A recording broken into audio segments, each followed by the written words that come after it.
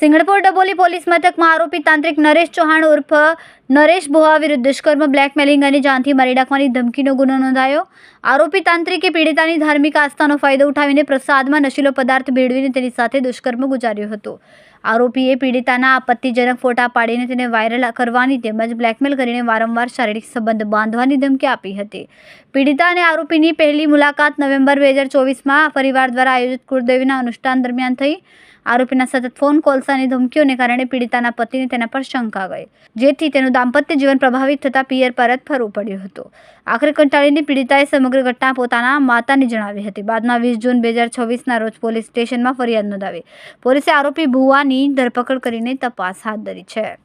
તારીખ 20 જૂનના રોજ ફરિયાદીએ ફરિયાદ આપેલી કે ગઈ નવેમ્બર 2024માં તેમના પિતાશ્રીના ઘરે તેમના કુળદેવીનું વિધિ અનુષ્ઠાન હોય, જે વિધિ કરવા માટે ભુવાજી નરેશ ચૌહાણ આવેલા હોય.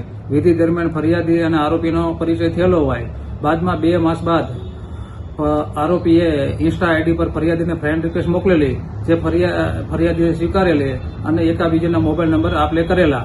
એપ્રિલ 2025માં આરોપીએ ફરિયાદીને સિંગણપુર 4 રસ્તા સ્થિત હોટલ યોગમાં મળવા બોલાવેલા, જ્યાં તેમણે માતાજીનો પ્રસાદ ફરિયાદીને આપેલો. જે પ્રસાદ ખાધા બાદ આરોપી બેભાન અવસ્થામાં ગયેલા હોય. જે એમને ભાનમાં આવતા તેમને જોયેલું કે તેમના શરીર ઉપર નિર્વસ્ત્ર હોય. જે બાબતે ફરિયાદીએ આરોપીને પૂછતા આરોપીએ ધમકી આપેલી કે અગર તમે કોઈને આ બાબતે વાત કરશો તો હું તમારા ન્યૂડ ફોટો વિડીયો વાયરલ કરી દઈશ. જે અનુસંધાને ફરિયાદીની ફરિયાદ ઉપરથી ભારતીય ન્યાય સંહિતાની કલમ 351(3), 123, 64(2) મુજબ ગુનો દાખલ કરી આરોપીને અટક કરી આગળની તપાસ જારી છે. કેમેરામેન હર્ષદ પાટીલ સાથે સુનિલ પાટીલ, સમય મીડિયા ન્યૂઝ, સુરત.